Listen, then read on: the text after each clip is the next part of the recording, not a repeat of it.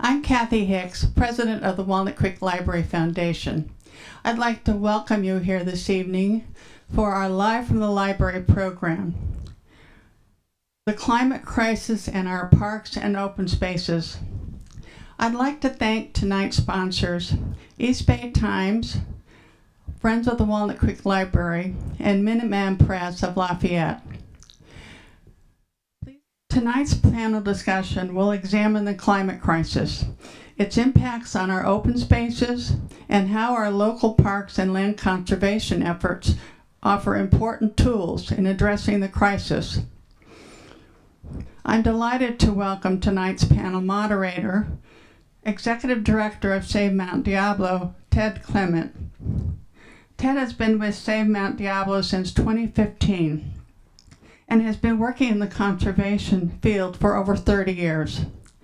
He has worked with the Outward Bound School, the Peace Corps, the Vermont Land Trust, and the Hawaiian Islands Land Trust. Ted is passionate about working with others to create lasting public good by protecting and connecting people to the land which sustains us. Our panel includes Sean Burke, Save Mount Diablo Land Programs Director, Ashley Grenier, East Bay Regional Parks District Supervising Naturalist, Cameron Morrison, Mount Diablo State Park Supervising Ranger, and Aileen Theile, East Bay Regional Park District Fire Chief. We are so fortunate in this region to have so much in the way of public open space and parks, protecting our wildlife corridors, our natural resources, and providing us with so much scenic beauty and recreational enjoyment. Following our program, we will have a brief Q&A. Please write your questions down to be collected at the end of the program. We can provide paper and pen if you need them. Please join me in welcoming Ted Clement and our panel. Thank you, Kathy. Thank you all for being here tonight to talk about this subject of the climate crisis and our parks and open spaces. It's obviously an appropriate time to be discussing these things, especially as we near the traditional fire season, but also Earth Day. Earth Day is right around the corner, and we need to clearly think about these subjects more, talk about solutions, and how we all come together to make a real difference. As Kathy said, my name is Ted Clement, Executive Director of Save Mount Diablo. If you don't know about Save Mount Diablo, we're a not-for-profit land trust, nationally accredited, and we have a mission to protect Mount Diablo and its associated open spaces and its connection to the larger Diablo range that sustains our Mount Diablo. We were formed in 1971, so we're in the midst of our 50th anniversary celebrations. For this big milestone, we're celebrating for an entire year. I'd kind of like to do my birthday that way. But we're doing that at Save Mount Diablo, a year-long celebration.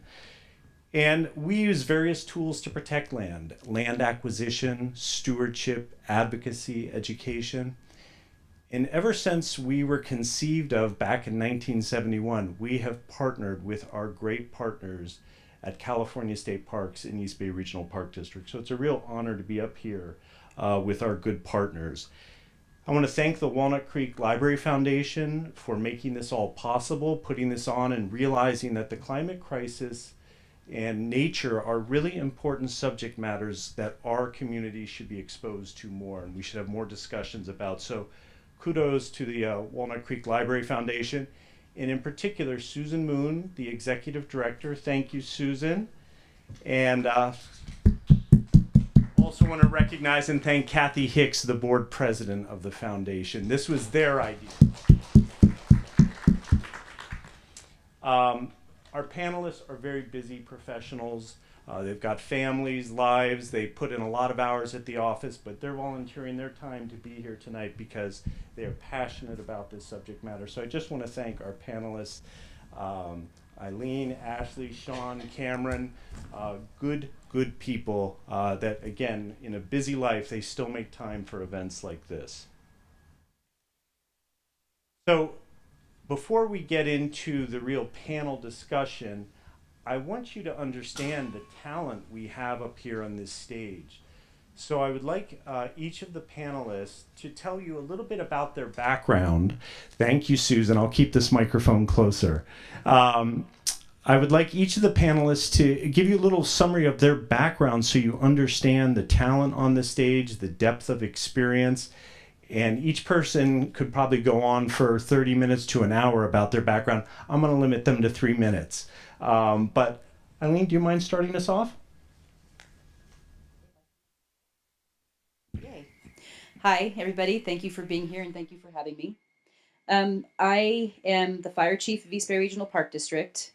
I've been fire chief since about 2018, but I've been with the park district since 1994 in various departments. Started out as a park ranger, joined the fire department simultaneously, then moved into stewardship department where I was a resource analyst. Really, that's a biologist working for the park district, and my specialty was integrated pest management. So we started doing prescribed burns. And then I transitioned into the fire department full time, mostly because we were starting up a very robust wildfire. It's a mouthful. We call it lovingly the WRUMP. It's the Wildfire Hazard Reduction Resource Management Plan. Yes, the WRUMP.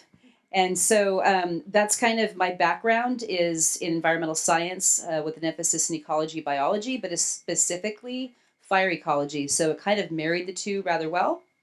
And that's where I've been ever since. So that's kind of how I got into the position I'm in now. And I can't really look at a wildland urban interface or a forest or even oak woodlands without seeing the biology behind it. So that's why I'm doing what I'm doing for the park district. Thank you, Aileen. Ashley? Hi, everyone. Thanks for having me. My name's Ashley Grenier. I'm a supervising naturalist for the East Bay Regional Park District. If y'all aren't familiar, the East Bay Regional Park District manages, protects, stewards, and connects people with over 70 parks in Alameda and Contra Costa counties on the ancestral territories of the Ohlone, Bay Miwok, and Delta Yokut people. As a supervising naturalist, I work at Del Val Regional Park down in Livermore, but I started in 2013 with the Park District as a naturalist at Black Diamond Mines. So I'm very familiar with the parklands surrounding Mount Diablo. So I got to work there. Back in 2010, I worked at a little aquarium called the Aquarium of the Bay on Pier 39. And I was trained with the National Network of Ocean and Climate Change Interpretation, where I learned about how to teach people about climate change. We worked with scientists, we worked with psychologists, people who studied people's habits, and we learned how best to communicate. So my expertise is in education. I have a master's in education with a focus on the environment. When I was in 6th grade, I went to outdoor school. And when I was in 12th grade, I went back to that same outdoor school to be a cabin counselor with the 6th graders. And it changed my life. So here I am today, being an environmental educator, hoping to also change people's lives. That's what we say every day when we do what we do. As naturalists, we do education. We talk about ourselves as being meaning makers, facilitating memories, and hopefully changing folks' lives, connecting them with their cultural and natural resources here in the Bay Area. Awesome. Thank you, Ashley. Sean? Hi, my name's Sean Burke. I'm the Land Programs Director for Save Mount Diablo. I came here originally as a park ranger from the East Bay Regional Park District. I worked there for about 8 years, and my final stint was with the Stewardship Department and Water Quality. But before I went to the Stewardship Department, I was a park ranger in Pine Canyon. And the great thing was working in Pine Canyon was I was between state parks and East Bay Regional Park, much like I am now, which is interesting.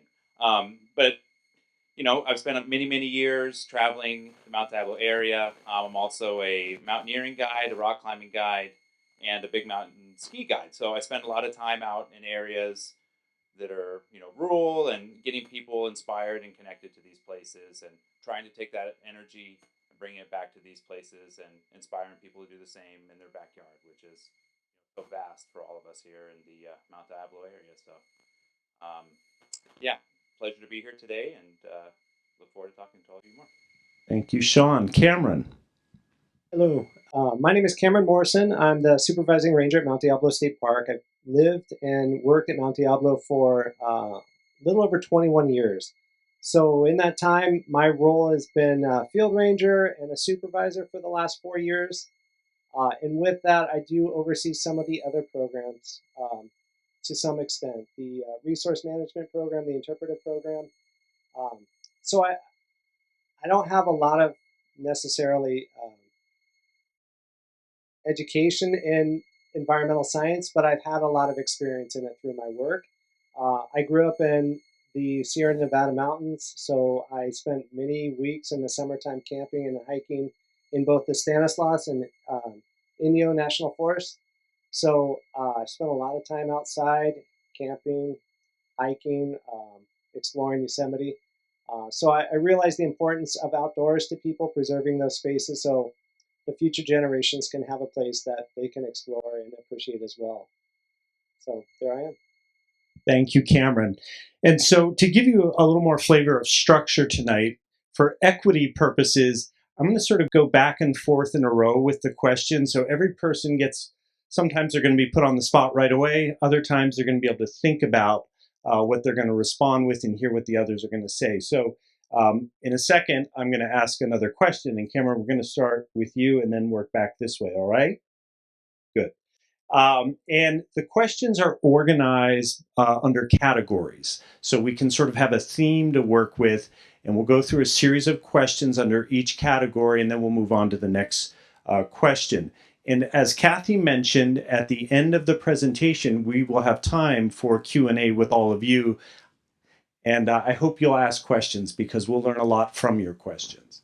So the first category is impacts of the climate crisis on our parks and open spaces. This is the first category. And the first question under the first category, and Cameron, again, this is going to you, is what effects from the climate crisis are you seeing on the lands that your agency oversees? So I think probably one of the most noticeable things that we've had happen in the first, probably the last 7 to 8 years is we've had several die-offs in the park. The first one was noticed probably in 2013 or 14 over on the north side of the park where we had a large group of pine trees, a coulter pine forest, that just started to die off. People didn't know what was happening at first. It was just changing colors. You could see this whole band of trees that were changing colors. We brought it up to our environmental scientists. They came out. They didn't really know what it was, so we brought in CAL FIRE to come out and look at it.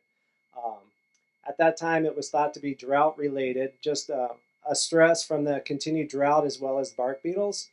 And there wasn't much we could do. So we did have a contractor go out. The contractor went out, and the best course of action was basically just to fall the trees in place. We didn't want to spread the trees because that would spread the beetles to other areas. And it was also thought that the main reason why this particular die-off happened is we had a large fire in 1977 that was the result of a lightning strike in August, which burnt a little over 6,000 acres in the park, all the way from the northernmost side all the way up to the summit. As a result of that fire, it cleared out all of those pine trees, and then we had a whole new growth start up. There were no other, older pine trees in that area. So this whole group of trees were basically the same age. The drought caused them to be very susceptible to disease, which were the beetles coming in that wiped out the whole area. Once we dropped that initial series of dead trees, several hundred of them, everything looked good for a few years. And then last year, the die-off started again with some of the remaining trees. So with that drought that we've seen in California, it's had an impact that's been very noticeable to me in the years that I've been at Mount Diablo. I would say that's the biggest factor that I can really put to when you see the numbers with the drought that we've had and the condition of the trees. That would be one thing that I can definitely feel comfortable with. Thank you, Cameron. Sean, again, the question is, what effects from the climate crisis are you seeing on the lands that your agency oversees? Yeah, so I'll kind of pull from some experiences I have with Save Mount Diablo and from the Park District. And basically it's the three things: dieback, drought, disappearance. For years, we've been seeing this increased drought that's really affecting a lot of our trees, as Cameron just mentioned. One area in particular, as Cameron just mentioned, is the Knobcombe Point area. In the last year or so, we've seen manzanita is really affected by this, pine trees really affected by this, and a variety of other shrubs. So that's pretty alarming, and some of that can be associated with the drought. Some of that is associated with the geology. You combine those two things together, and things start to exponentially die back in a pretty major way pretty quickly. Going back to my experience as a park ranger at Point Pinole, we had an overwintering site for monarchs there for years, and for years monarchs were constantly coming to the Point Pinole area to winter over, and in the past few years, those numbers have been dwindling back in a major way to the point where last year there were a few, if not maybe zero, monarchs that had showed up in the area. Similarly, with Mount Diablo State Park, I worked there for a number of years. Cameron's worked there for many years. Monarchs have more or less really fallen away, populations-wise in the past few years there. It's really interesting to see. One positive thing to note, though, we are seeing monarch caterpillars on California milkweed starting to hop around and pop up in some of the populations on the mountain. So there is some hope. We've had a really good initial couple of big storms, but who knows what the drought's how it's gonna affect us this coming year. So. Thank you, Sean. Ashley, do you recall the question? I sure do. Great. Thanks. I just want to mention that those of us who've lived in the Bay Area for a long time, if not our whole lives, know that we live in a Mediterranean climate where we have dry summers and wet winters. So it's like a pendulum that swings back and forth. With climate change, now we're seeing this pendulum is swinging more extremely. We're having very, very severe, long droughts and very intense, short, wet seasons. And we're seeing that impact with everything that the two of them mentioned. In the Park District, another, in addition to the tree die-offs, is we're noticing it impacting the ponds that we have. We have several ponds in our parks, and they're drying up quickly. And so a lot of amphibious animals aren't able to do their whole life cycle in the time that they need to. So that's an impact we're seeing. We also have several miles of shoreline that we steward with the East Bay Regional Park District, and sea level rise is something that we are dealing with daily and is continuing to be worse. And that is, with a warming climate comes a warming ocean, and as water molecules expand, the sea level rises. And the drought, again, is another huge impact, not only to the plants and animals that live on our parks, but also for people.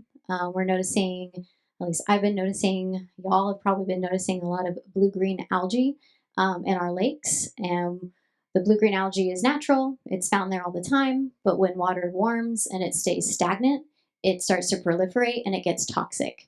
So it's not safe for us, and it's not safe for our dogs to swim in.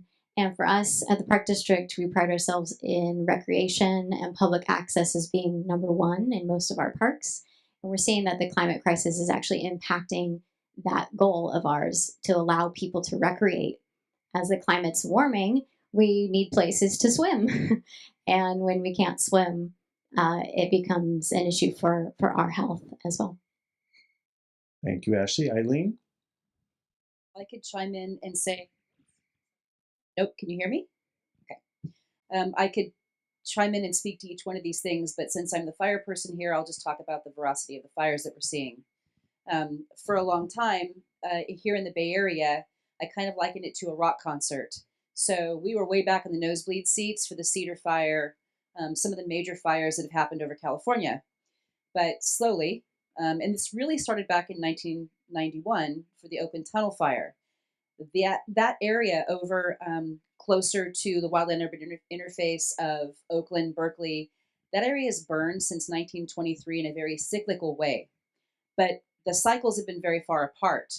1991 tunnel fire to us was a very big fire. 2,300 acres, or I'm sorry, 2,300 homes were lost, 26 lives, and that was a big conflagration that was something we'd never seen. And then it was quiet for a while. But really, that was the first. And every year since 2016, the fires are becoming larger and they're getting closer, right, to the coast. And that's important because we do have a Mediterranean atmosphere here.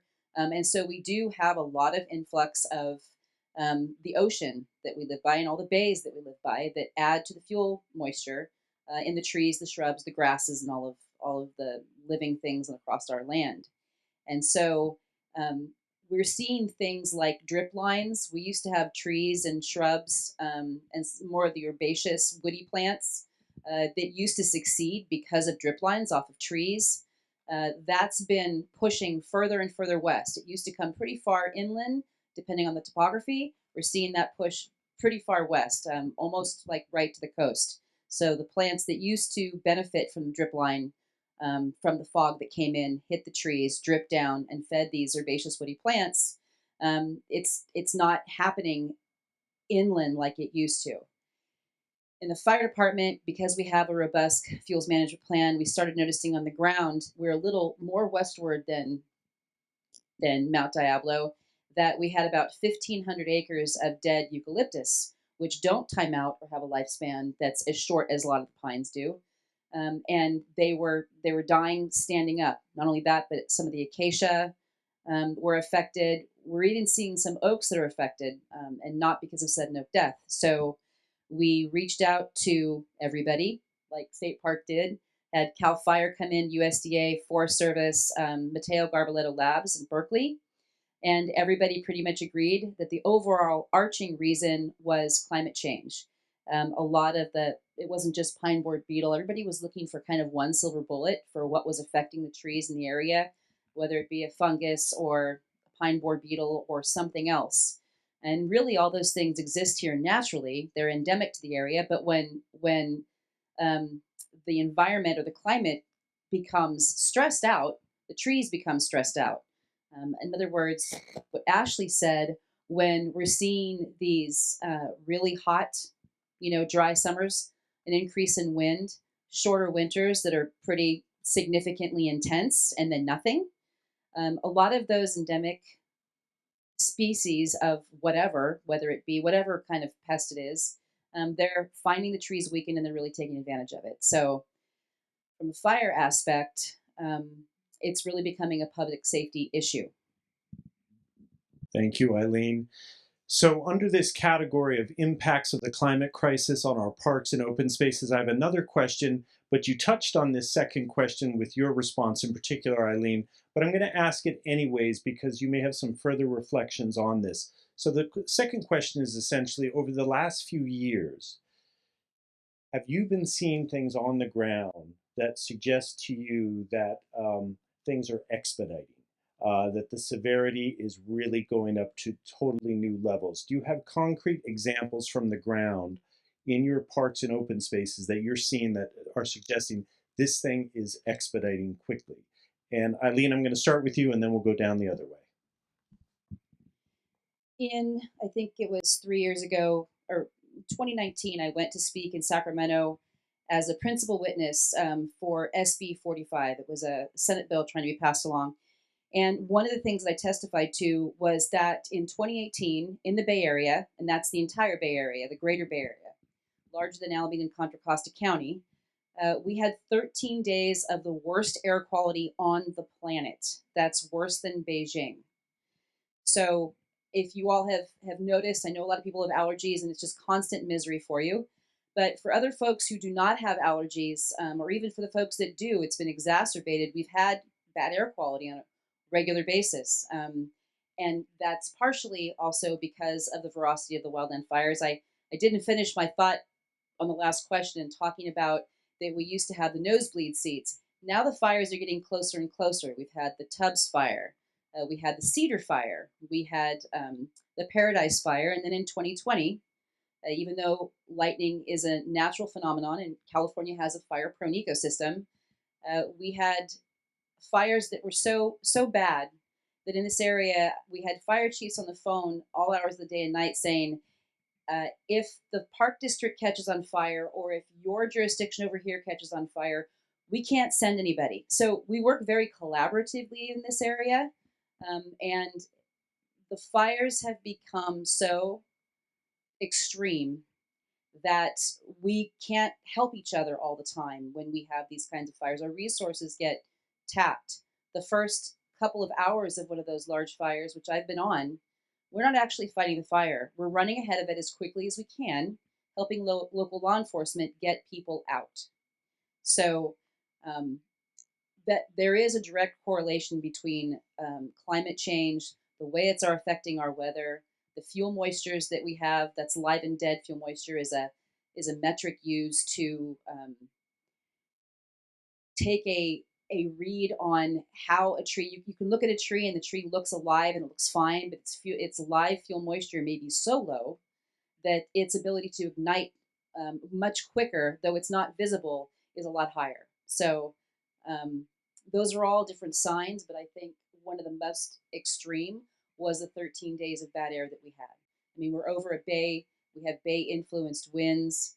We're situated perfectly on the planet to get fresh air on a regular basis, simply because of where we're located.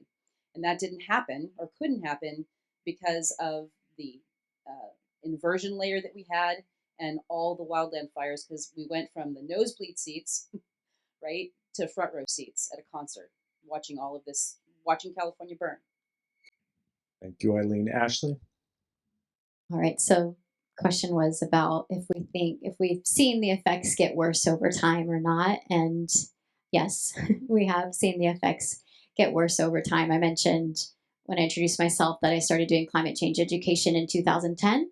And I remember speaking to people about what will happen. And now I am seeing that happening. And it's only been 10 years, 12 years or so. So it is amazing to see, talking about extreme long dry seasons and extreme short wet seasons, and that is our reality now. For our parklands, I gave a couple examples. I'll give a few more. I work at Lake Del Val. There's a seasonal creek that flows into the lake, just like we have a lot of seasonal creeks in in the Bay Area. But we're seeing those dry up pretty quickly, and then the mosquitoes come out. So for me, I work at the park I work out. We have a campground. We have people picnicking, and it's really hard to enjoy yourself when mosquitoes are eating you alive. And a lot of that has to do with those creeks that are drying up pretty quickly. Another impact, I mentioned the ponds earlier. Just last year, we have this amazing pond up in Seminole Regional Wilderness called the High Valley Pond. And it's an amazing spot for western pond turtles, our only native freshwater turtle in the area. It's a species of special concern. So these ponds are really important to a lot of animals that are endangered or threatened in some way. And we had a huge die-off of the pond turtles, and we think it was because of the warmth of the water and also not enough food for them to eat, because the food that they eat can't live in this environment. And just seeing that huge die-off of western pond turtles, our biologists had never seen anything like that before. And we're seeing that, not to bum y'all out, but we're seeing that with other animals as well, like California newts in ponds, like in places like Briones Regional Park, where we have those ponds there. But we'll get into why parks are important later. But as a naturalist, it's also my job to let y'all know that how important these spaces are. Even though these horrific things are happening, we still need these spaces so that these animals have a chance to thrive and survive. Thank you, Ashley. Sean? Yeah, so, over the past few years, we've seen so many different examples of this. We've talked about, water quality in places, or air quality, the extremes in these fires, and a couple concrete examples that come to my mind where, I'll pull from, again, experiences I have with, say, Mount Diablo and from East Regional Park District. And I specifically remember working as a water quality technician for East Regional Park District and having to close Lake Anza, which has basically been closed ever since as a result of blue-green algae just kind of taking over. And this was a pretty interesting thing because, that had never really happened before. Not much has changed since. And we'd be walking along the line, taking water samples, and we would get these really high levels, really hot levels of blue-green algae that was actually affecting the oxygen quality in the area of the water, and it was killing fish. And that was pretty intense to see. Walking along this line and seeing dead fish just kind of floating along the banks really got you thinking, because how is that going to affect the animals that are going to start eating those fish? Are they going to be poisoned by this, specifically coyotes who are scavengers? So that was a pretty interesting thing. Like I said, I spend a lot of time in the mountains, and the snowpack in a lot of our mountains in the Sierra and the Cascades is really, really low. I mean, you look at Mount Shasta, that's our our time release water source for, the West Coast, and that has like 10% snowpack right now, which is just unbelievable. And that's going to really affect us going forward as the summer starts to impact us with unknowns like, where the temperature is going to be, how windy is it going to be, things like that. So there's a lot of dynamics going on with this right now. And I think that's one of the more interesting things about it is, you really have to be ready for anything, because you could easily come into an example like we're seeing with these thousands of trees and shrubs that are dying back in the Mount Diablo area or in the Redwood Regional Park or Joaquin Miller, things like that, where pathogens start to, that are typically pretty quiet, really start to accelerate and impact a lot of our open spaces. They start affecting the wildlife. They start affecting our ability to recreate. They start affecting our ability to connect. Talk about more about that in the future. Thank you, Sean. Cameron. So the one thing that I've really noticed the most over the past 21 years at Mount Diablo is the water as well. We've gone from this more traditional, winter season where we get, some strong storms that come in, and then we have, some smaller storms. Now it seems like it's more a boom or a bust. Basically, we'll get some big storms coming in. We'll get a lot of precipitation in a very short time, and then we'll have days, weeks, or even months with very little to no precipitation. One thing that I've seen that's been mentioned are the ponds. We have 2 ponds on the north side of the park that I've observed over the last 21 years. And the last, not this year, but the previous 2 years, they didn't have any water in them. They didn't have any mud in them. Even though last year we had a semi-average amount of rain. We also have the Mitchell Canyon Creek that runs on the north side of the park. In the late 1990s, there were actually trout in the creek. We did a study last year. There were no trout in the creek. It's not believed that there could be any trout anywhere in the creek. It's a seasonal creek, but it does have areas where the creek flows year-round. It just goes underground in some areas. So we'll have some areas that still have running water even in the hottest days in the summer, but it's not enough to sustain a fish population. Related to the water, at Mount Diablo, in the heart of the park, all of the water for the public's use, as well as for use during a fire, is spring-fed. We have our own water system in the park. For several years now, over the last about 7 years, we've actually had to pay to have water hauled in to fill that water tank because our springs are not producing any water. We've been able to, when time permits and the vehicle is running, we have 1 vehicle in the state for state parks that can transport potable water. So our equipment operator will go to Millerton Reservoir, pick up that vehicle, come to Mount Diablo, go to Walnut Creek, pick up water, bring it up to almost to the summit of Mount Diablo, just so we can have water for the residents that live in the park, as well as fire suppression for an initial attack, basically. Anything prolonged, we're going to have to start dealing with bringing water in. But water has really been a huge issue. This year, it seems like we had a good year. Everything greened up initially. We had some big storms. The last 3 months, January, February, and March, we've had 1.05 inches of rain at Mount Diablo. Over the past 32 years that I have records for, our average is 13.25 inches of rain. So we're less than 8% of an average year right now.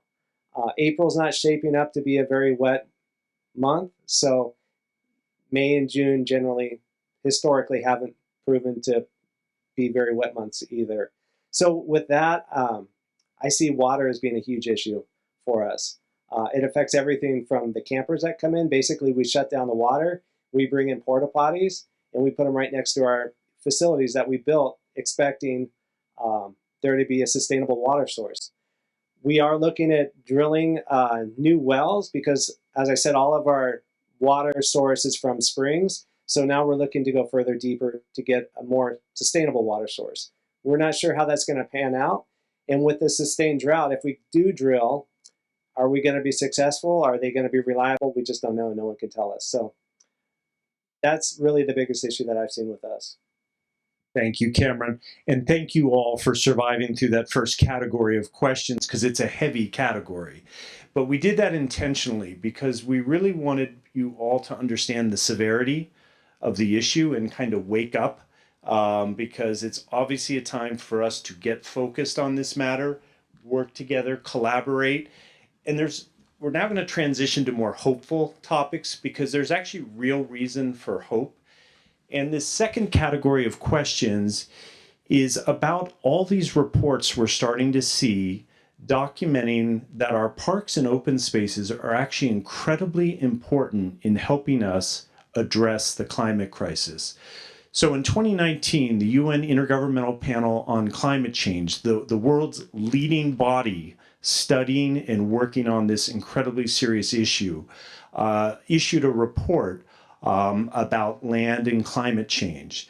And the report clearly documents, just like our panelists were documenting, that our open spaces are under increased stress from the climate crisis, and it's very serious. But the report also transitions into noting that our natural lands are actually one of the best ways for us to address the climate crisis. So that's the second category of questions, starting to think about how our open spaces and parks are actually going to be critical in the way that we address the climate crisis. So the first question is, how can open spaces and parks help us address the climate crisis? And Cameron, if you don't mind, we're going to start with you and then work back this way. All right. So in a lot of ways, I want this to be as positive as possible, but there are some negative aspects to this as well. But as far as parks being basically getting through the climate crisis, with us in state parks, many of the state parks that we operate are oases for biodiversity. So it's important to have those spaces, expand those spaces, so that those species that are threatened due to climate change have some area where they can survive and or thrive. Basically, by protecting more open space, that's what we're going to be able to do. The Bay Area is a very sensitive and biodiverse rich area, so it's incredibly important to preserve that area, but it's also home to millions of people, transportation networks, businesses. It's the 8th largest economy in the world. It might be the 7th now, I forget how we're doing. So California and the Bay Area in general have a lot of pressures. We're looking to increase building for people to live, affordable housing. We also want access to these open spaces for as many people as possible so that they can experience these open spaces, appreciate these open spaces, and then work toward preserving these open spaces. I've worked with, we have the California Conservation Corps that comes through and they do work for us. We basically pay them to come into the park to do a lot of manual labor. We have a lot of those people that, it's a group of about 18 to 25-year-olds. I think you can be up to 29 if you were in the military to serve in this California Conservation Corps. A lot of these people have never been in parks and open spaces before. I actually had one that said he's never been outside of Oakland in his life before coming to do work for 5 days at Mount Diablo. So after his 5 days of doing work, he was just blown away with what you could see from Mount Diablo at night, where you can still see all of the highways going in different directions, and you can imagine yourself in that stressful, commute where people are, doing things they shouldn't be doing in traffic. And then he's at the very top, just enjoying the peace and quiet and stepping outside of that stressful situation. So that really brought home to me the importance of parks and, the importance of preserving parks, the role that parks basically have in climate change, as well as just increasing the size of open space and as well as increasing the accessibility to those populations so they can appreciate it. Thank you, Cameron. Sean? Yeah, so, these places are sanctuaries for life in general, for wildlife, for people, for them to sustain themselves.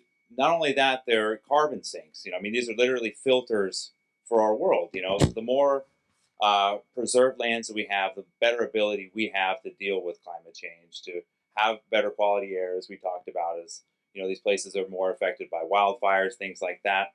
And, with some of the preserves like we have at, say, Mount Diablo, these are real oases or oasi, I suppose, for some of these things to survive, because they aren't necessarily impacted by the public at large like a lot of these parks are that we all love so much. So that's one of the real incredible important things about, land trust sanctuaries like this, is that they really allow for these places to thrive on their own with minimal impact with people.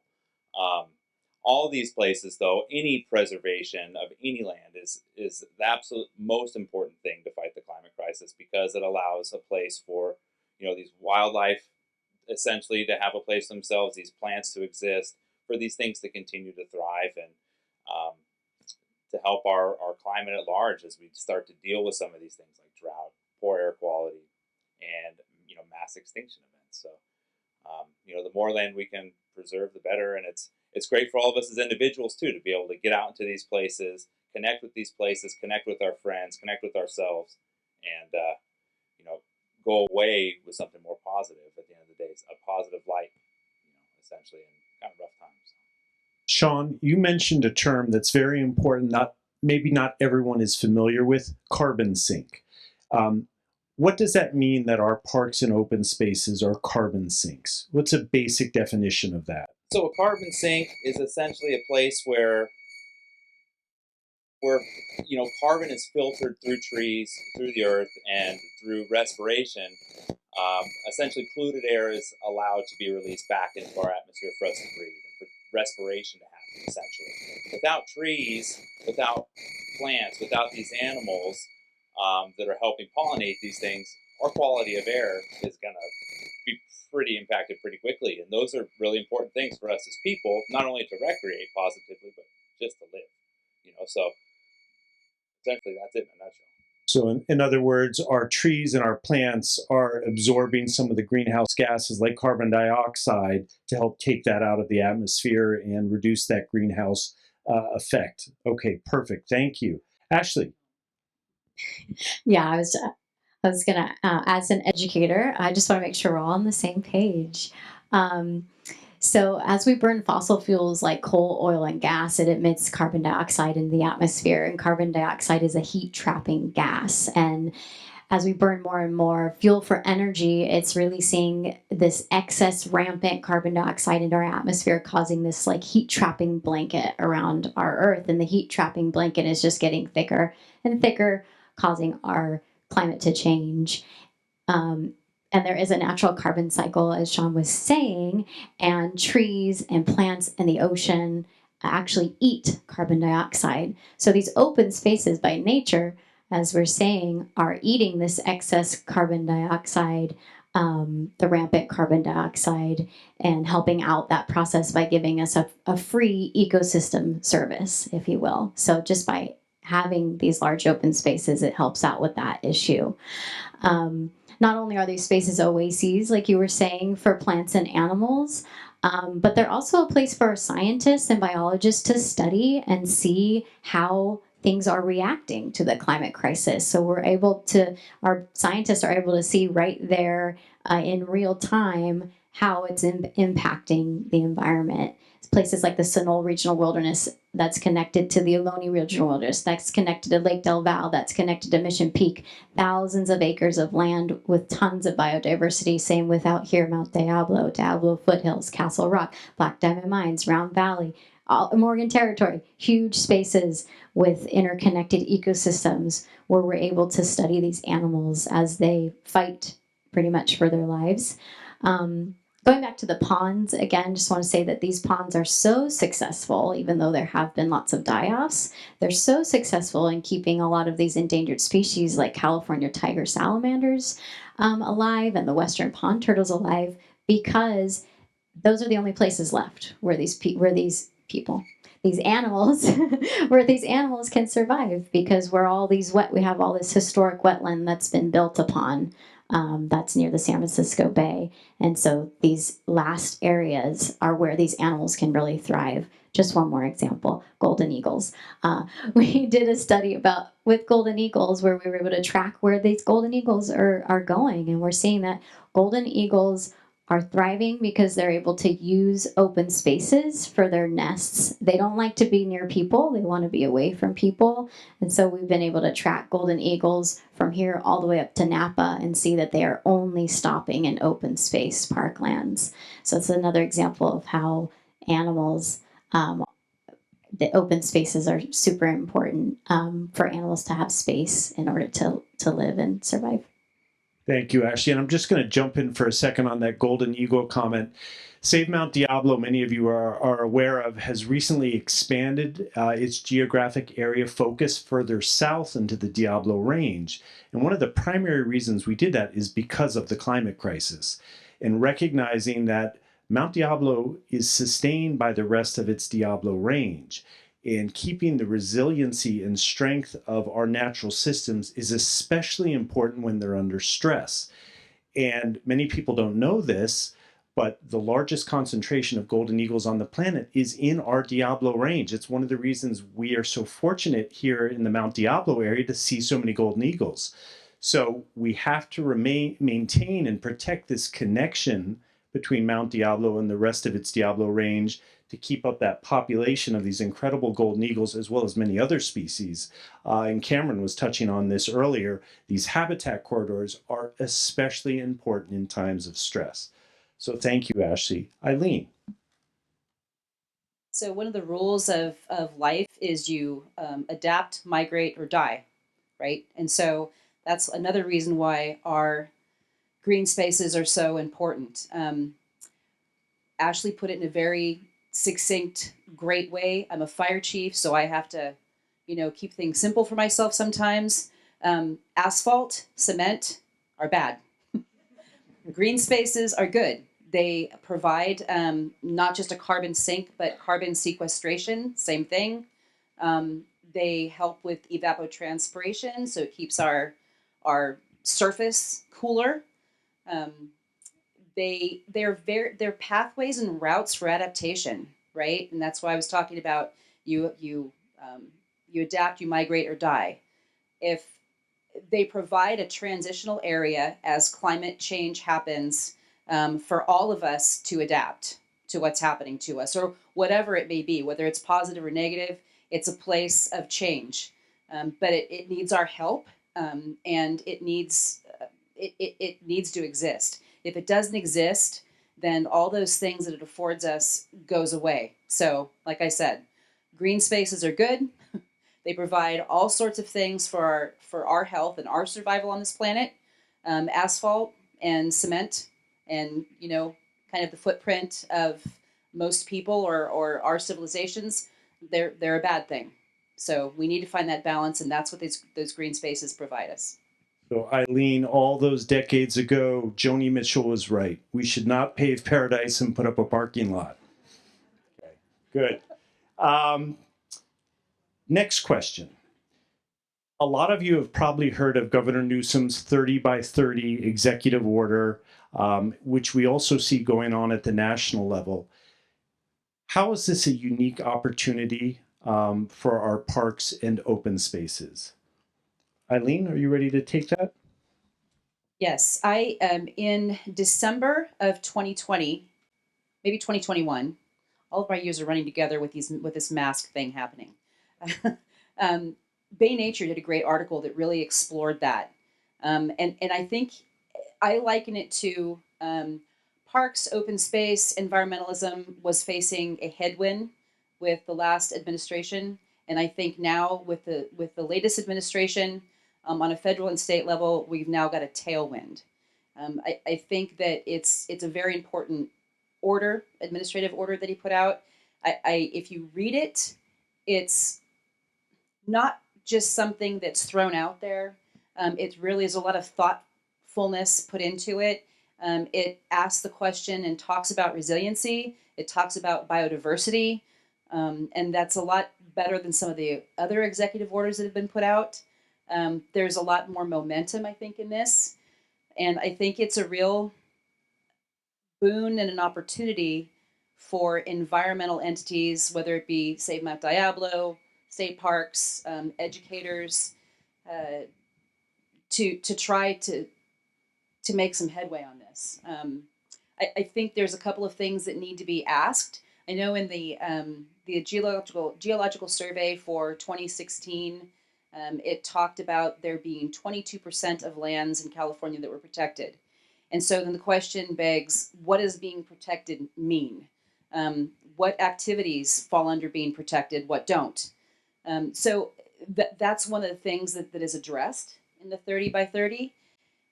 And so, frankly, it's one of the first things I've seen in a long time that make me a little hopeful. Thank you. Ashley?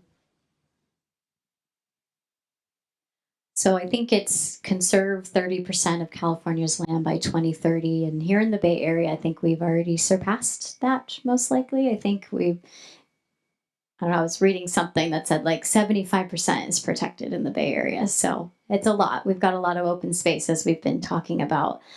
And so That's not the case for the rest of the state. exactly. And in California and the Bay Area, we're sort of leading the way, which is great. So I don't know, I like to challenge us a little bit. Let's just not conserve these lands, but let's restore them. So it's not just about protecting them and preserving them, but we may need to step in and actually do things to restore. So with these trees that are dying off, we need to restore those areas, and maybe can we plant native plants and drought tolerant species to restore a more healthy ecosystem. As the sea levels rise, we're going to need to shore up the shorelines and create more healthy wetlands, maybe bringing in more wetland plants, more sediment, so that we can handle the sea level rise happening. So I'm just bringing this back to us to think about not just conservation, but also restoration. And I think we can do that because in the Bay Area, we're already leading the way in a lot of ways. Thank you, Ashley. Sean? Yeah, I think, it's time to strike, while the iron's hot. 30% of California is very possible, but maybe that's not enough. There's so many things that are going to be impacted so quickly that are fleeting. I'm talking specifically about biodiversity, the need to strengthen wildlife corridors and to do restoration from some places that are protected or need protection, so that we have a buffer as we see all these things start to come down, as the domino effect potentially accelerates. The time is essentially now. We've been talking about these things that we're seeing. We have this great opportunity to act, and I think that's the main take home here, is that we have to act now. And it's one of those things where maybe 30% isn't enough. Maybe we need to be very strategic as to where we're looking for places to protect, what's connected to what.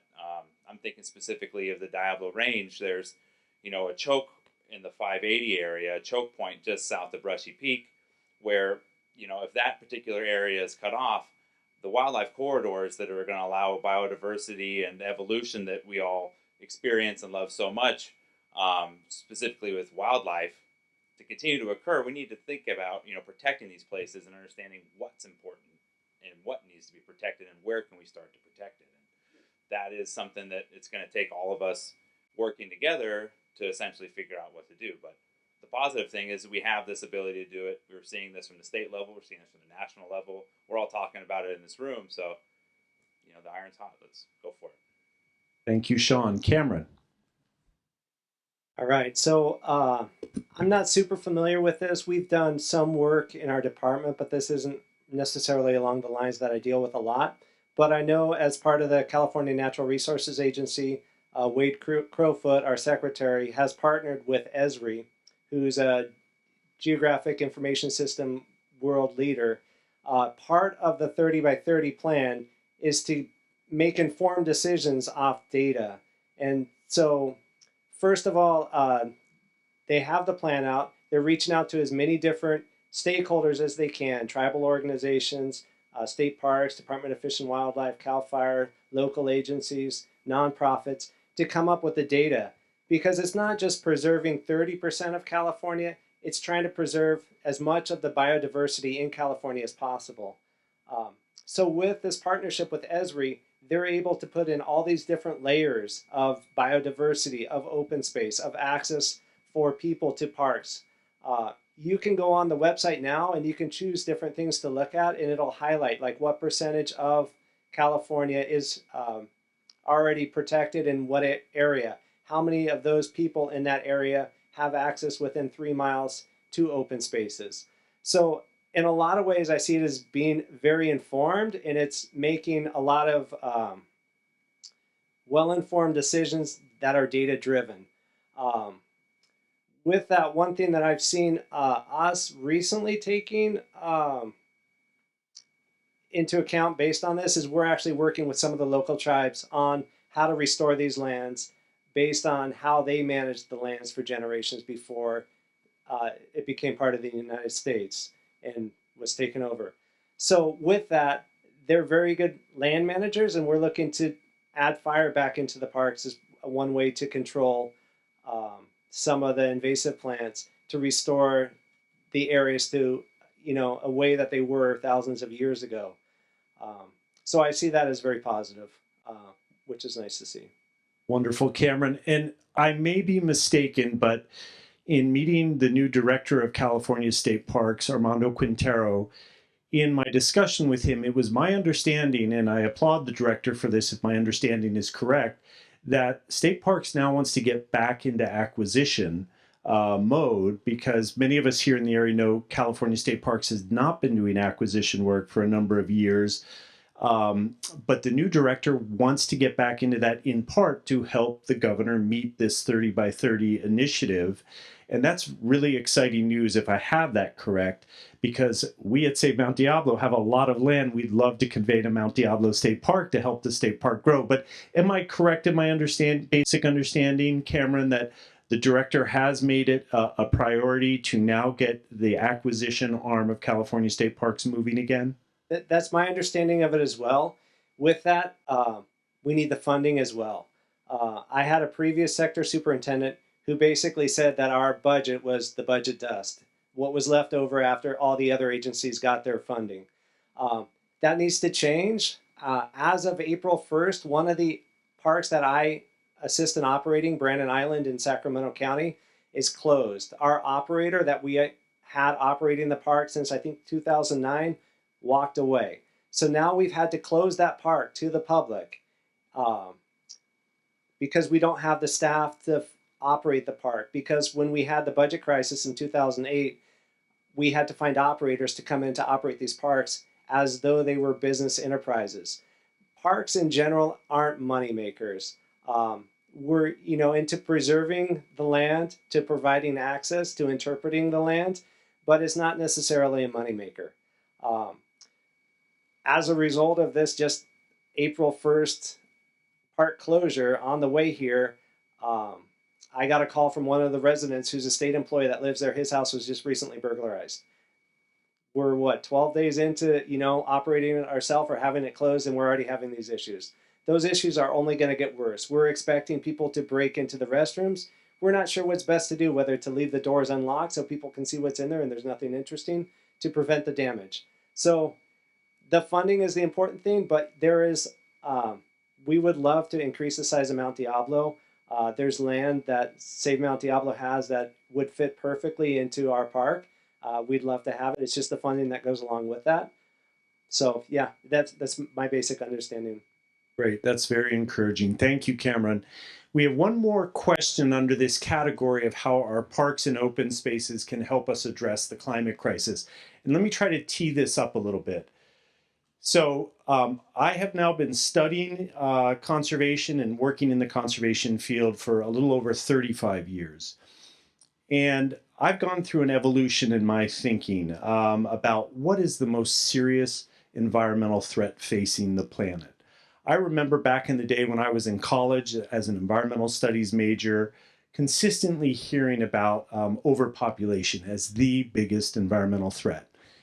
And I'll never forget my first significant time in Asia. I was in Nepal as a college student for a semester, and I remember being schooled very quickly by some of my Nepalese and Tibetan friends when I would talk about overpopulation as the main threat. And a lot of my friends had very large families in remote villages, and they really relied on these large families to do their work. And they rightfully pointed out to me consistently that it seemed that probably a single American had a larger carbon footprint and consumer footprint than an entire Tibetan family or Nepalese family. And I got similar feedback when I was in the Peace Corps in Thailand. So that was a great awakening for me. These days, of course, you hear many experts tell you that the climate crisis is by far the most significant threat environmental threat facing the planet. And after a long time in the field, I've really come to a very firm conclusion in my mind about what is the most serious environmental threat facing the planet. And that is the lack of meaningful connections between people and nature. In other words, love is the basis of good stewardship.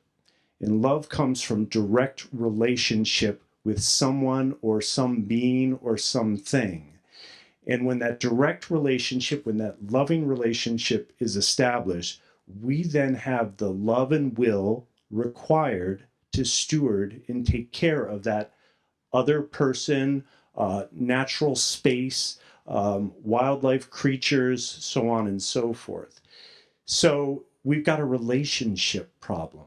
And I'll paint this picture a little bit more for you. Back when I was an environmental studies major, again, back in the late 1980s in college, we learned about climate change. We learned about human-caused climate change.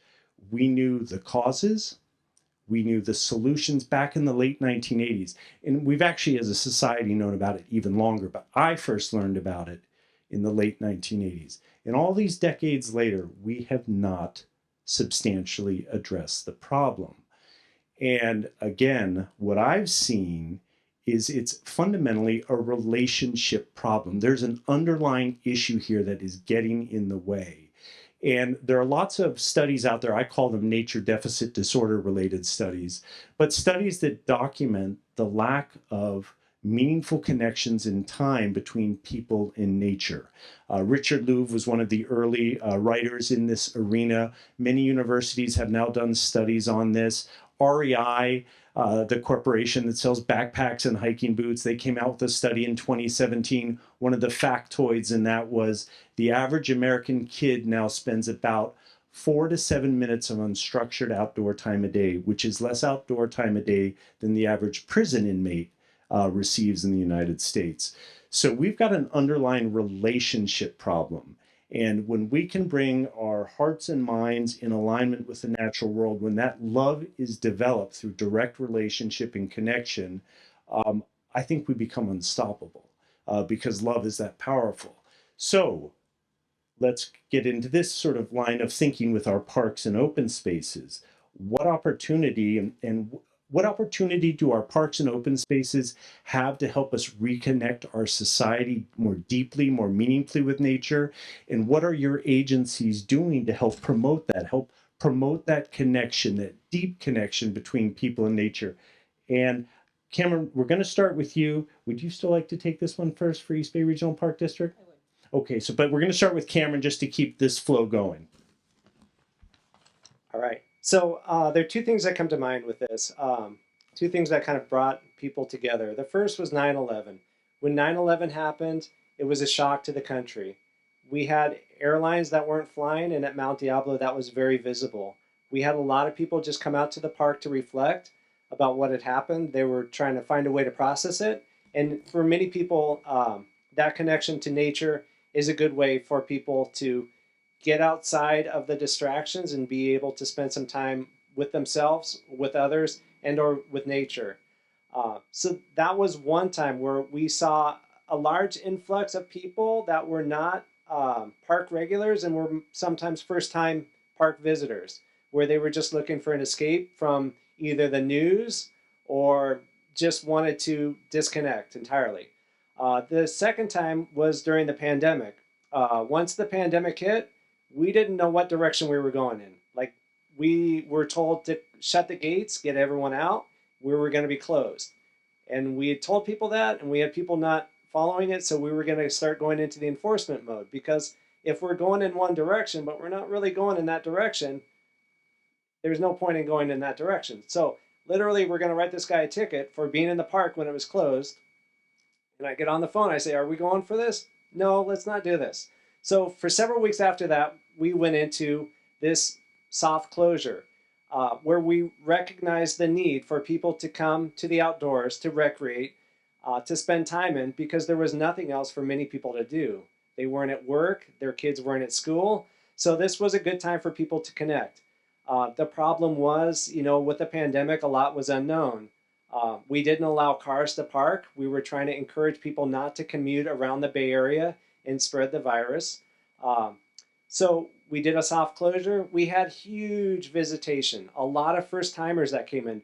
They didn't necessarily have an appreciation for the park, but they appreciated what the park was there for, that they could, spend some time not being around people, they could exercise. Everyone came to the park for a different reason. So with that, our visitation just went off the charts. That coupled with not having water for, flush restrooms, to wash your hands, we had to bring in water stations, portable restrooms, a big learning curve for us went on. But it was good to see those first-time park visitors come into the park, start to understand why the park is so important, and then we have held on to many of those visitors. We've seen a decline, which is natural because people are going back to school, going back to jobs, and life is returning to some sort of normalcy for many people. But many of those people that were first-time visitors have come back. They are looking to volunteer in the park, which we always have plenty of volunteer opportunities. So we've been able to hang on to many of those people.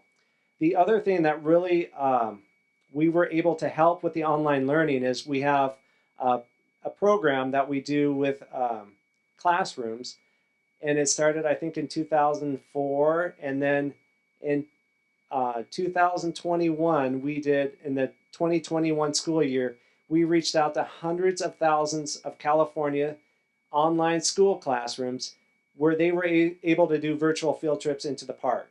Our interpreters were given computers, laptops, cameras, so that they could do this online learning system. So we were still able, during a pandemic when many people couldn't, go throughout the state, we were able to bring our state parks into their classrooms so they could learn and appreciate about the park. So it's important to always, work with technology, try and reach your audience, connect with them so that they have a meaningful connection and understanding of the park. Otherwise, if people don't visit the parks, they don't really understand what is there, what is valuable, how important it is to preserve it. Cameron, thank you so much for that. And I just want to pause for a second and recognize East Bay Regional Park District and California State Parks and what they have done during this pandemic for all of us. We have a couple of top-notch East Bay Regional Park District people in the audience as well. I see Mike Moran, Sergio Huerta, and these people kept our parks open during the worst of the pandemic, incredibly stressful times for our nation. And those parks were such a refuge for all of us. And they put themselves in a really difficult situation to provide that service to all of us. And again, just heroic stuff. And our Save Mount Diablo staff also worked overtime during the pandemic. One of the things we as a staff at Save Mount Diablo talk about, and we're just so grateful for, and there's so many of our supporters in this audience, we not only survived the pandemic, our organization literally thrived. And part of that's connected to what Cameron was saying. A lot of people started going out and connecting with nature, and they saw this stuff's important. This is foundational stuff. And we saw our membership numbers go up at Save Mount Diablo. So I'm so proud of what our conservation community did amidst a national crisis, a global crisis. Sean, again, the question is, what is your agency doing to help meaningfully connect people to nature? Yeah, so these places are a place for us to connect, to realize, that we're not separate from the earth, that we are the earth. The whole concept of nature and humankind as being separate, that's a philosophical disconnect that these open spaces allow us to kind of step away from and realize that the more that we can step in and connect to these open places, the more connected we are to the earth itself. That's the main thing I think that we all kind of took away from this pandemic, is we all had this need to get into these places and to do some sort of recreation and or recreation with ourselves. I think that was one of the bigger paradigm shifts of all of our lives, was just kind of seeing where we as people fit into the bigger picture and seeing where we're going as far as our society and where our positives were. As people, we wanted to be in these open spaces because they made us feel a certain way that we couldn't quite understand ourselves, but we were drawn to them. So I think that's a really remarkable thing for human beings to kind of sit back and reflect on as we start going back into the routine that we've all been, indoctrinated into. So kind of take home a little message there to think about.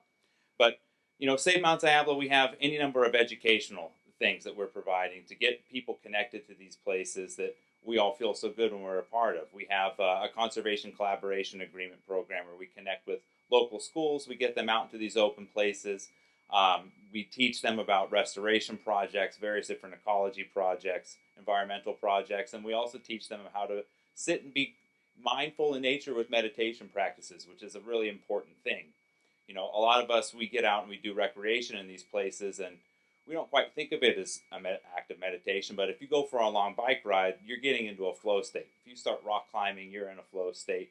If you go skiing, you get into a flow state. You get into this state of mind where all of a sudden you're connected to a bigger picture, whether you think about that or not. So that's a real important thing to have incorporated into our environmental education programs that we have. But we also offer a variety of different programs to get people out to kind of diversify their recreational opportunities, or even what they might consider being recreation. So we have a program called Discover Diablo, which offers a variety of different things, both plein air painting, trail runs, mountain bike trips, rock climbing, things like that, just to get people out into these places from all walks of life and kind of change their ability to perceive what their time spent in nature is all about, and what it can feel like, and just a variety of different ways that can really inspire people to connect to these places, to want to love them and protect them, and to think about doing things for these places as a result of the takeaway that they might have from the good, positive influx that they have as they're recreating. So that's a pretty interesting thing as well. We also, we're in the midst this coming week for our main Bio Blitz. So that's a pretty exciting thing that our education program has put together. It's a 2-week kind of dispersed Bio Blitz event where we're studying the effects of fire ecology in the Diablo range. So we kind of touched on this a little bit earlier about the SCU lightning complex. It was a 400,000 acre wildfire, and it basically was broken up into a number of smaller fires that all connected into a big, amalgamation of things.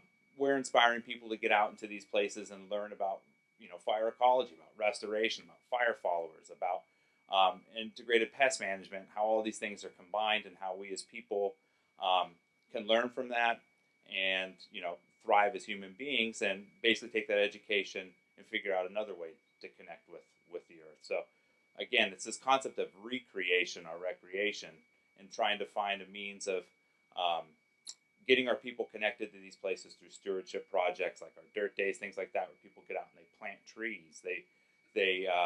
They protect California natives. They do what they can to help monitor for wildlife, things like that. We have a program right now to protect 10,000 trees in 10 years.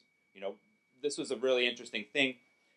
We kind of utilized this drought we were all just hammered with in the last year to kind of get out and start to realize, wow, these native trees, specifically blue oaks in the Mount Diablo area, they've evolved to handle these droughts. Like, this is why they exist. They can handle these resources at the most, minute amount of water and still allow themselves to live. Whereas these invasive grasses, they take all these nutrients away. They want the water. They take the water from these trees as quick as possible. In a drought, that's not an issue. These grasses were dying back at a fast rate. These blue oaks just happened to be, exponentially growing in our hills, and we were able to get out into the hills and protect over 1,000 plants in the last year during a drought. So that's a pretty interesting thing of just getting out, learning about these places, connecting to them, and doing what you can for the environment. So pretty cool stuff. And Save Mount Diablo just opened its first free public educational preserve, the Mangini Ranch Educational Preserve, where now schools, a reading club, a yoga class, whatever, can reserve the preserve free of charge and be the only group there to have a more intimate, meaningful experience in nature. So awesome stuff. Ashley. Oh, sorry, Aileen. The Park District does probably 1,000, maybe 100,000 different little things every day to help connect people to nature. Probably the largest is just to give folks a place to be and to slow down from their busy lives. And the reason that's important is because even though we saw a huge influx of people that came to our parks, people don't always connect what they're doing or the place that they're in with a feeling that they're having, or a pulse rate that's slowed down, or the exercise that they're getting. And so for those who don't make that connection out of necessity, they need something more than that. My father is Native American. I am Native American. He always taught me from the time I was very young that you are not above the biotic community. I'm saying the same thing you did, Sean, just in a different way. You are a part of it. And so whatever affects it affects you. And so that's, like a sweeping comment to make to a 6-year-old. But it stuck with me, and understanding came. And so I think that, every naturalist, firefighters, that every park district employee does their best to communicate that in, like I said, 1,000 different ways. Whether it's protecting people in the parks from fires, or treating them if they have a medical issue, or naturalists being available to give their great wealth of knowledge to every individual. Those are all the different ways that the park district really can make a difference. But I think it really needs to start. Love should be all there is, all you need, but it's not. Sometimes you need education. And so I really believe that our naturalists are kind of the superheroes. If all the park district people and state park employees are heroes, the naturalists are the superheroes, and I think the parents too, right, of the children in the communities that we serve are the superheroes, because I think it needs to start at a very young age. We teach math, we teach history, we teach English, we teach science, but I think we really need to teach environment. I think they need to start at little people need to start from a very young age, understanding situational awareness, where they fit into the world, how they affect the world, and how a world affects them back. And it sounds like a very simple thing, and it is. But it can be very difficult to reach all those people and have them understand. And that's where I feel like the education is so important. So I wanted to talk first so I could let Ashley bring it home. Aileen, let me just jump in very quickly, because you said some very important things there, and thank you for that. Back to the love thing, this is something that I've thought a lot about and something I've seen in practice. Love is the critical beginning, because when the love is established, your receptors then for education and wanting to learn more about the subject or take care of it go through the roof. But it starts with love. The second thing, thank you for sharing a bit about your cultural background, because this is something I have noticed in other parts of the world, and I've started to call it earth-centered cultures that have nature at the center of the cultural value system, and teach the connection with nature as something so fundamental to the ongoing survival of the people. I saw this when I was doing conservation work in Hawaii. I saw this in my wife's village in Thailand. I saw this in Nepal. This teaching that the connection with nature needs to be at the center of the cultural value system if the culture is going to survive. And education helps us get back to that place. Thank you for sharing that. Ashley. Sure, yeah. So the East Bay Regional Park District really prioritizes education, and I'm so happy that I get to be a part of that every day as part of the Interpretive and Recreation Services Department. We call ourselves naturalists. I always tell people I'm a teacher, and my classroom is the outdoors. Some of us are called rangers. Some of us are called interpreters. You may have heard this word being used, interpretation. And interpretation is a communication process that connects the audience to their resource. And so we are very intentional in what we do in connecting our audience of all ages to the resources that we have, that we are stewarding, cultural and natural. Each of our visitor centers have this thing called a foundation document, where we actually have messaging that we really again, are intentionally using whenever we are creating our programming. Just want to touch on the earth-centered idea that Ted mentioned. Part of our programming we do a lot of Native American programming in the area. We work with the Ohlone folks. I don't know if you all know, but Mount Diablo is a part of sacred geography. This whole area is sacred space. And so really our culture for time immemorial has been earth-centered. And as a naturalist, I get the privilege to speak and have been trained by Ohlone folks to teach folks about this culture that we do have embedded right here, especially in the Mount Diablo area. So as a naturalist, our main job is to teach people. We do lots of school programs. And during the pandemic, we went virtual as well. And we actually looked towards state parks as an example, because like you said, y'all have been doing that program since, what'd you say, 2004. But lockdown happened and we got in front of the camera and we started making our own videos. We started doing virtual programs. We counted all the numbers, how many people we were contacting, and it was millions. We've connected with millions of people virtually.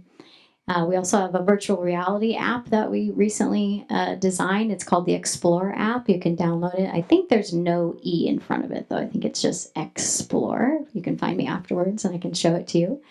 And I think even if you're connecting virtually, it's still a way to connect. And it might inspire you, or it might inspire somebody to actually go to that place. So even though it's not in the park, it's a way to connect in a different way and get people out into their spaces. So we're constantly designing programs, looking at our audiences, who's coming to our programs, who's not coming to our programs, how can we welcome everybody to our programs, designing programs for preschool age, toddler age, and again, all ages, and just doing that every day to the best that we can, and making sure it's meaningful and connected to you all, so that you can make that meaning, have a connection, and hopefully want to do something about it, preserve it, protect it, however you want. Thank you, Ashley. So I want to be mindful of time. So what I'm going to do, panelists, is skip the next question and go to the last question, which is what can the audience do to help address the climate crisis and support our parks and open spaces? So Mike Moran or Sergio, maybe you can set me up. Yosemite, Muir Woods, and other natural attractions are now going to a reservation system to meter the number of people who can enjoy the setting. Do you see East Bay Regional Park District and state parks eventually going to a reservation type system similar to what, say, Mount Diablo is doing with its Mangini Ranch Educational Preserve? We want people to come to parks, but what is the balance?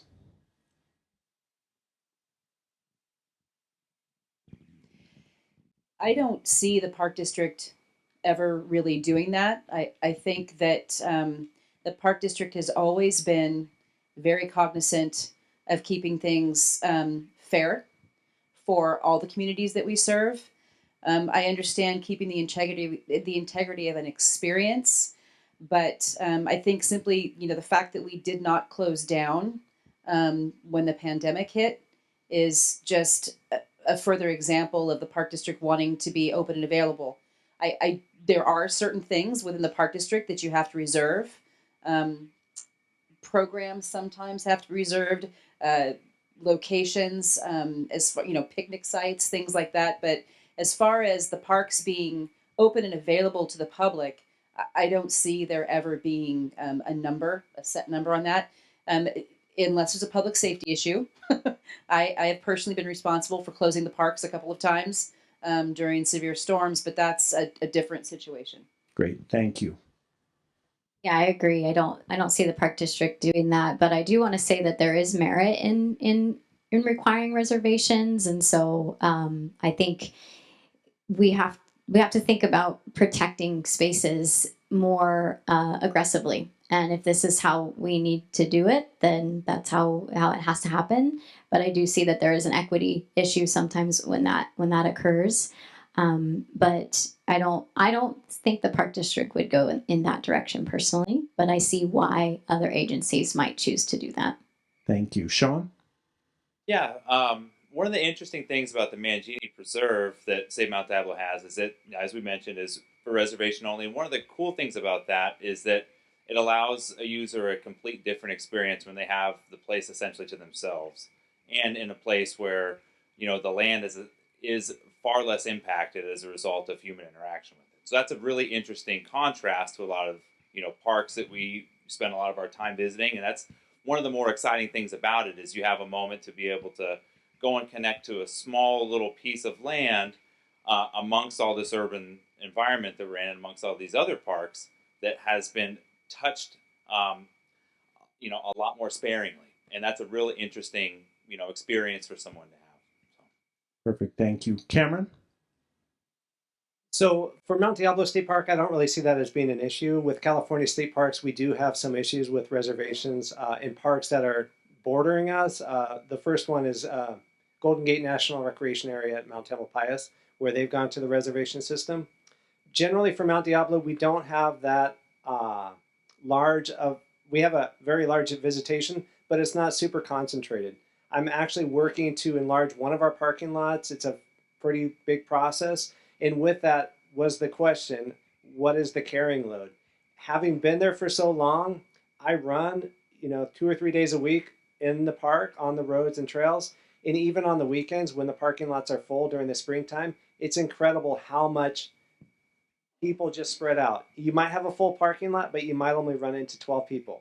So it's really incredible. I don't really see it as a big issue for us ultimately. I think it's valuable in certain parks though, definitely. Yeah, nice to have this balance of have parks that are fully open pretty much all the time, so more people can connect with nature, and then other unique parks, which maybe is perhaps more limited to protect the resources or give unique experiences.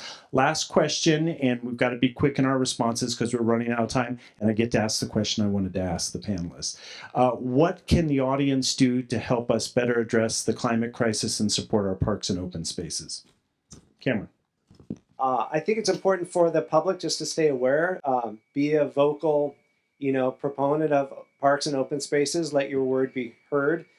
Go to those opportunities where you have an opportunity to say what you need to say about, open space or development. It's important for you to be heard.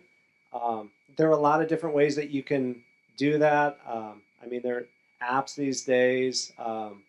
It's just really important to be informed, realize what we have here in the Bay Area, how important it is for these parks and open spaces, how many people we have that can access these areas, and what we as parks can do better to allow more access, more diverse access, just access in all ways to the parks, as well as the preservation and protection of the parks is critical in my opinion. Thank you, Cameron. Sean. Yeah, I'd say just get out, connect to these places, learn about these places, get involved in volunteer organizations and volunteer days, do, whatever restoration work you can do, plant California natives, and just learn, and through learning, you'll connect to these places. It'll inspire you to do more work in this environment and to care about it more and, be a positive person on the earth. Thank you, Sean. Ashley. Yeah, as far as the climate crisis goes, Yale has a program about climate change communication, and they do these opinion maps. And we know that 72% of Americans know that climate change is happening. 30% of us are talking about it. So talk about it. That's one of the best things you can do to help climate change is just be vocal about it. Thank you, Ashley. Aileen. You're doing it. Be present. Be present for things like this. Make yourself even more aware than you already are. Continue the conversation. The more that you think about this kind of stuff and you communicate with us, and you keep that communication open, the better it is, because as you grow, we grow.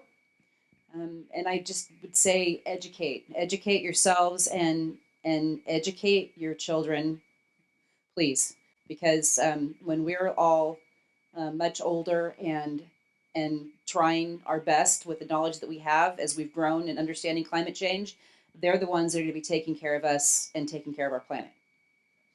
Thank you, Aileen. So, yeah, Get out there and connect. Get out there and fall in love. Falling in love is joyful. Get your grandchildren out, your children, connect with nature. It's just been such an honor to share the stage with these professionals who give so generously of their time and efforts to protect our natural world. So let's give them a round of applause. And again, thank you, Walnut Creek Library Foundation. Really, you deserve a lot of credit for putting this on and getting people talking about this subject. Thank you.